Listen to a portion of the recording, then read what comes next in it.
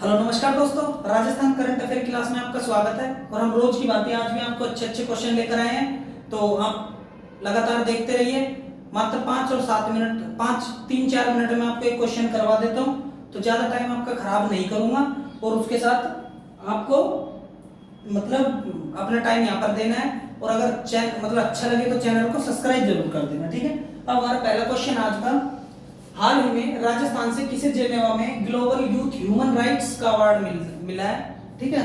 तो मैं आपको बता देता हूँ इसमें क्या होता है। देखो, जेनेवा एक तो आपने नाम सुना ही होगा, जेनेवा, ठीक है। ये स्विट्जरलैंड में है। कहां पर है? स्विट्जरलैंड में, ठीक है, स्विट्जरलैंड में। और यहाँ पर कई संस्थाओं के मुख्यालय भी है, ठीक है। वो मैं आपको सारी चीजें बताऊंगा। इसमें क्या है, ह्यूमन राइट्स के लिए अवार्ड दिए जाते हैं। और वो कहां पर दिए गए ह्यूमन राइट्स के लिए अवार्ड? ये कहां पर नहीं, सॉरी, जेनेवा में दिया गया है। किसको? कीर्ति भारती को, ठीक है। किसको दिया है? डॉक्टर कीर्ति भारती को दिया गया है। अब मैं आपको बता देता हूं इनका कुछ इतिहास।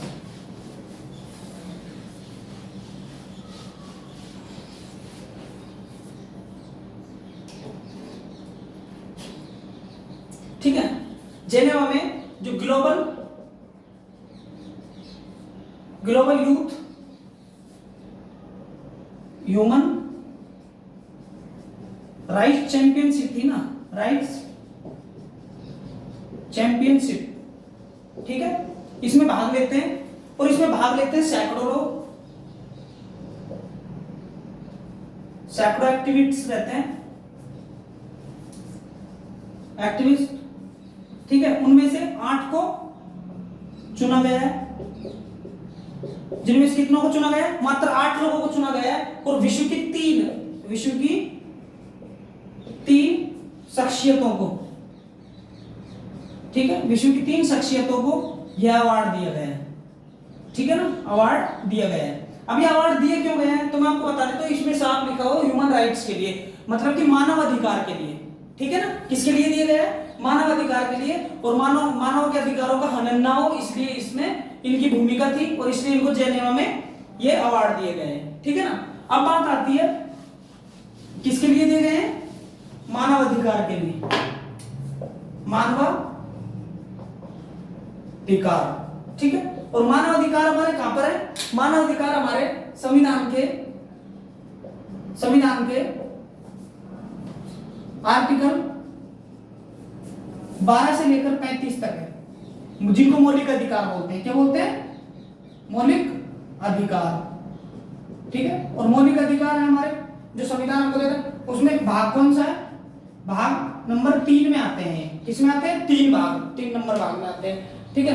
संविधान में 22 भाग है, 12 अनुसूची है और 22 भाग है, 12 अनुसूची, 395 अनुच्छेद है। तो उनमें से लेकर मानवों के अधिकार है, मतलब कि ह्यूमन राइट्स हैं, तो हमारे फंडामेंटल राइट भी है, ठीक है ना, जिनमें मौलिक अधिकार भी आते हैं। तो उनके लिए कीर्ति भारती जी को दिया गया है। अब हम कीर्ति भारती जी की बात करते हैं।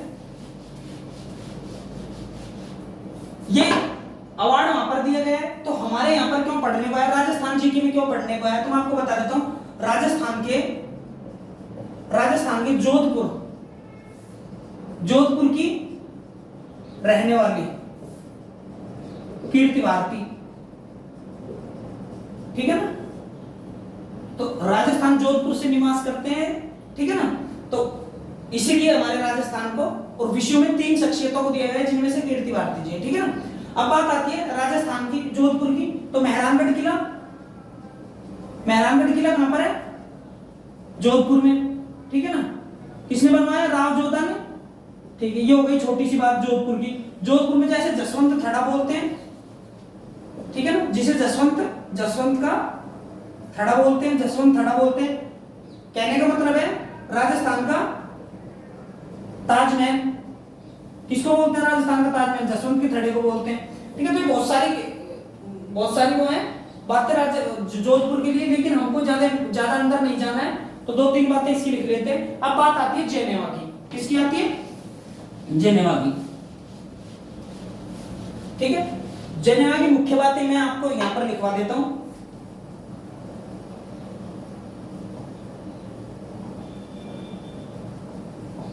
मुख्यालय जेनेवा के नहीं होंगे, जेनेवा में होंगे, जेनेवा में मुख्यालय, ठीक है। और जेनेवा कहां पर है? स्विट्जरलैंड में, मैंने आपको लिख दिया, ठीक है ना। अब बात आती है WHO, ठीक है ना, वर्ल्ड हेल्थ ऑर्गेनाइजेशन, ठीक है ना, विश्व स्वास्थ्य संगठन, विश्व स्वास्थ्य संगठन का है। एक आता है WTO का, किसका आता है? WTO का, वर्ल्ड विश्व व्यापार संगठन, ठीक है ना, ऑर्गेनाइजेशन। उसके बाद आता है ILO, ठीक है, इंटरनेशनल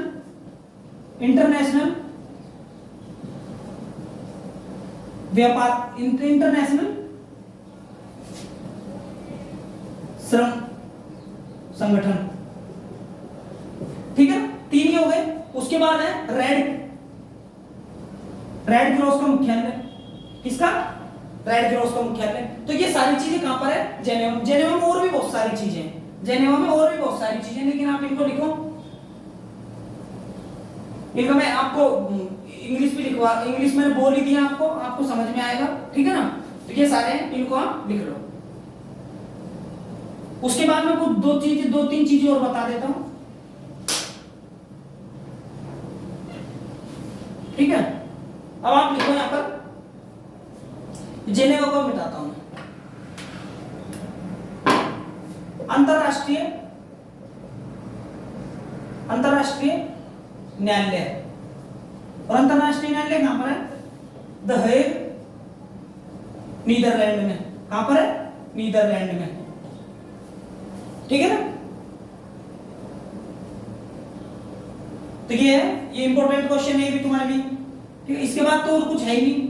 जो यूएनओ है, यूएनओ का तो लिख लेना, कोई बात नहीं, यूएनओ का तो लो। यूएनओ का यूनाइटेड नेशन, इसका मुख्यालय कहां पर है? न्यूयॉर्क में। कहां पर है? न्यूयॉर्क में। और न्यूयॉर्क कहां पर है? यूएसए, ठीक है ना। तो ये सारी चीजें इस क्वेश्चन से संबंधित। अब मैं आपको नेक्स्ट क्वेश्चन करवाऊंगा।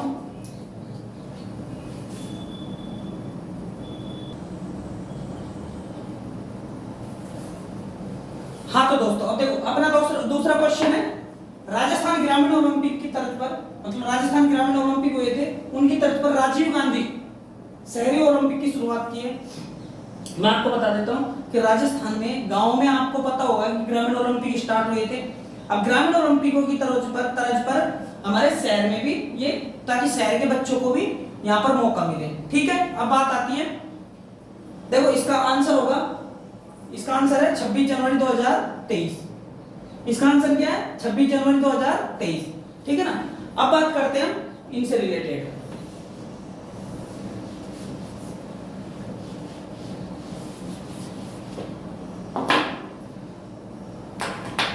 राजस्थान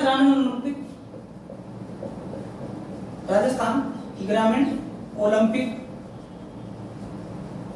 कब से हुए थे? अगस्त 2022, ठीक है ना। उसके बाद खत्म कब हुए थे? नवंबर में, सितंबर, अक्टूबर, नवंबर में, अक्टूबर में हुए थे, नवंबर में, ठीक है ना। नवंबर में खत्म हो गए थे, ठीक है। आपको पता होगा स्टार्ट हुए थे, फिर उनके बाद मैच हुए थे बच्चों के, और फिर धीरे धीरे ये इनपे मतलब ये स्तरों पर पहुंचते गए, फिर उनके बाद यहाँ पर बिल्कुल ही खत्म हो गया, ठीक है ना। ये अगस्त में स्टार्ट होते हैं और अक्टूबर में खत्म होते हैं, नवंबर नहीं अक्टूबर है, ठीक है ना। ये कब खत्म होते हैं? अक्टूबर में, ठीक। 29 से 5 अक्टूबर तक चले थे ये मैच, ठीक है। अब क्या होता है, देखो इनके यहाँ पर क्या होता है, 30 लाख लोग थे, 30 लाख लोगों ने भाग लिया, ठीक है ना। उसी तरीके से अब सेम टू सेम उसी तरीके से अब हम आते हैं उसमें। यहां पर क्या होता है, यहां पर ग्राम, फिर ग्राम के बाद जाएंगे, ग्राम के बाद जाते हैं तो वहां पर फिर हमको तहसील स्तर, ठीक है, तहसील स्तर के बाद जिला स्तर, ठीक है, जिला स्तर के बाद हम जाएंगे राज्य स्तर पर, ठीक है। ये सीक्वेंस रहेगा किसमें? ग्रामीण ओलंपिकों में, ठीक है। यहां पर कितने गेमों को? 6 खेलों को शामिल किया था, ठीक है। अशोक गहलोत जी ने इनको स्टार्ट किया था, किसने? अशोक गहलोत जी ने, ठीक है, अशोक गहलोत जी ने इनको स्टार्ट किया था। अब बात करते हैं कि जो शहरी ओलंपिक है उनकी, ठीक है ना। ये तो हो गए तुम्हारे ग्रामीण ओलंपिक जो हमारे हो रखे हैं। अब शहरी ओलंपिकों में क्या बोला गया है कि देखो सबसे पहले इनको वार्ड स्तर पर खिलाएंगे। कहां पर? वार्ड स्तर पर। और वार्ड स्तरों में 6 दिन पहला चरण 6 दिन चलने वाला है, 6 दिन चलेगा, ठीक है ना। कब चलेगा? वार्ड मतलब पहला चरण, और 26 जनवरी से ये स्टार्ट हो गया, ठीक है। यहां से स्टार्ट हो जाता है। अब इसमें भी 3 चरण होंगे। कितने चरण होंगे? 3 चरण होंगे। 26 जनवरी को वार्ड स्तर पर पहला चरण होगा जो 6 दिन में, दूसरा चरण होगा इसका 4 दिन में, ठीक है ना। इसका 13 फरवरी को दूसरा चरण, और कब तक होगा? 4 दिन तक, ठीक है। और फिर 25 फरवरी को लास्ट अंतिम स्तर होगा इसका, ठीक है ना। क्या होगा? लास्ट चरण होगा। थर्ड चरण मैंने आपको बता दिए। फिर क्या होगा? इनको ये पहुंच जाएंगे स्टेट लेवल पर। कहां पर? स्टेट लेवल पर। और स्टेट लेवल पर पहुंचने के बाद इनको क्या है, जो टीम जीतेगी उसको क्या है कि जो संविदा नौकरी होती है ना, क्या होता है? संविदा नौकरी, संविदा पर नौकरी रखते हैं ना, उनमें आरक्षण मिलेगा। क्या मिलेगा? आरक्षण मिलेगा, ठीक है। समझ में आ गई बात? इसके लिए 30 करोड़ का बजट है। कितने करोड़ का बजट है? 30 करोड़ का बजट है, ठीक है। यहां तक आपको समझ में आ गई बात है, ठीक है ना। अब बात करते हैं हम खेलों से कुछ रिलेटेड बातें, ठीक है ना। राजस्थान का राज्य खेल तो आपको पता ही होगा, ठीक है। और इसका मेन मोटिव क्या है? शहरी ओलंपिक का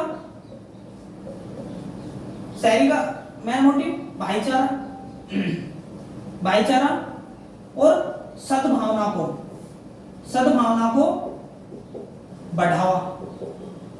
को क्या? बढ़ावा देना, ठीक है ना। शहरी भाईचारा और सद्भावना को बढ़ावा देना है, ठीक है ना। समझ में आ गई बातें? अब बात करते हैं किसकी? लास्ट कि राजस्थान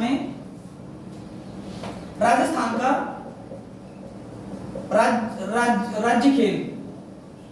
राज्य खेल कौन सा है? बास्केटबॉल है। कौन सा खेल है? बास्केटबॉल है। उसके बाद आते हैं कि भारत का राष्ट्रीय खेल कौन सा है? भारत का राष्ट्रीय खेल है हॉकी। कौन सा खेल है? हॉकी, ठीक है ना। अब बात करते हैं खेल मंत्री की। तो राजस्थान के खेल मंत्री अशोक चांदना जी हैं। कौन है? अशोक चांदना जी, ठीक है। और भारत के खेल मंत्री अनुराग ठाकुर जी हैं। कौन है? अनुराग ठाकुर जी, ठीक है ना। तो इनको आप, ये सारी चीजें हैं इंपॉर्टेंट, इनको आप लिख लो, ठीक है ना।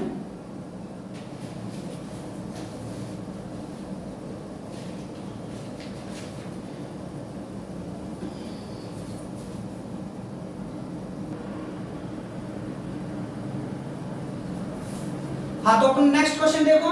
पहली बार जयपुर समिट का आयोजन कहाँ किया जा रहा है? पहली बार जयपुर समिट का आयोजन कहां पर किया जा रहा है? मैं आपको इसमें सारी चीजें बताऊंगा, उससे पहले हम देख लेते हैं 16 दिसंबर से 20 दिसंबर के बीच में एमपी के ग्वालियर में इसका आयोजन हो रहा है, ठीक है ना। तब से 16 दिसंबर से और 20 दिसंबर तक ग्वालियर, और ग्वालियर कहां पे? एमपी में। अब हम आते हैं इसकी तय तक। हम इस क्वेश्चन को अच्छे से देखते हैं। सबसे पहली बात तो इसमें क्वेश्चन उठता है कि समिट होती है क्या है, मतलब जयपुर समिट का आयोजन हो रहा है तो क्या होएगा उसमें। तो मैं आपको बता देता हूं 15 देशों के 111 खिलाड़ी, सॉरी 111 कलाकार एवं ग्वालियर के मशहूर कलाकार एवं आसपास के कलाकार इसमें हिस्सा लेंगे। क्या करेंगे? हिस्सा लेंगे। ठीक है ना। अपनी कलाओं का प्रदर्शन करने के लिए, क्या? अपनी कलाओं का प्रदर्शन करने के लिए, ठीक है ना। अपनी कलाओं का प्रदर्शन करने के लिए 15 देश हैं जिनके 111 मतलब मेंबर होंगे, कलाकार होंगे, वो भाग लेंगे। ठीक है ना। इसके अलावा देश के अलग अलग हिस्सों से भी, देश के आसपास जो भी अलग अलग हैं, ठीक है ना, अलग अलग हिस्सों से लोग आएंगे और इसमें भाग लेंगे और अपनी कला का प्रदर्शन करेंगे। ठीक है ना। इस कार्यक्रम की शुरुआत मैंने आपको बताई थी। ठीक है। अब इस कार्यक्रम की शुरुआत होगी कहां पर, मैं आपको बता देता हूं।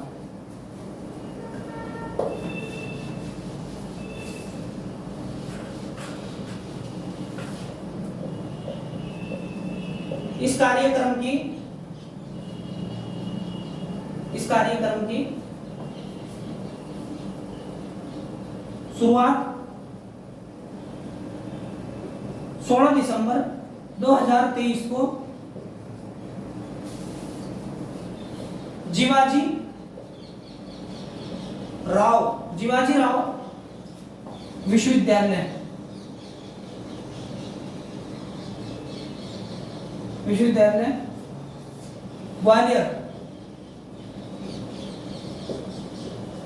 ग्वालियर के सभागार में, किसमें?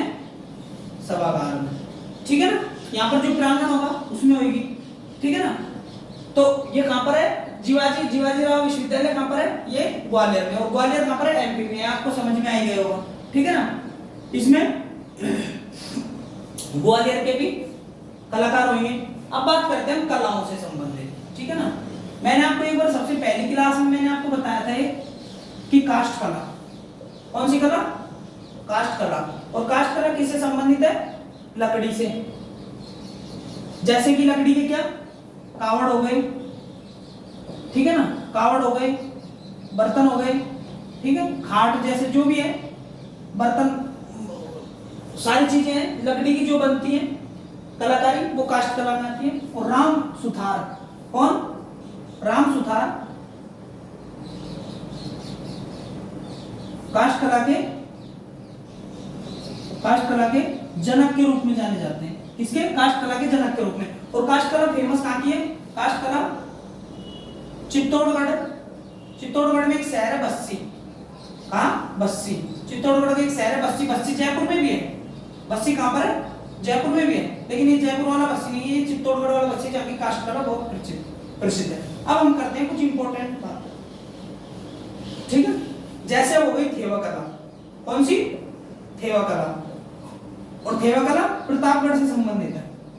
कहां से? प्रतापगढ़ से। और थेवा कला में होता क्या है? कांच की जड़ाई होती है। और किस पर? आभूषणों पर, जिस मर्जी पर भी कांच की। उसके बाद उस्ता कला सुनी है आपने? उस्ता कला। और ये बीकानेर की फेमस है। ठीक है। इस पर क्या होता है? ऊंट की खाल पर चित्रकारी। ऊंट की खाल पर चित्रकारी। ऊंट को 2014 में राज्य पशु का दर्जा दिया गया। ठीक है। उस्ता कला हो गई। उसके बाद आती है अपनी पिछवाई कला। और पिछवाई कला में क्या होता है? इसमें होता है कपड़े पर चित्रण।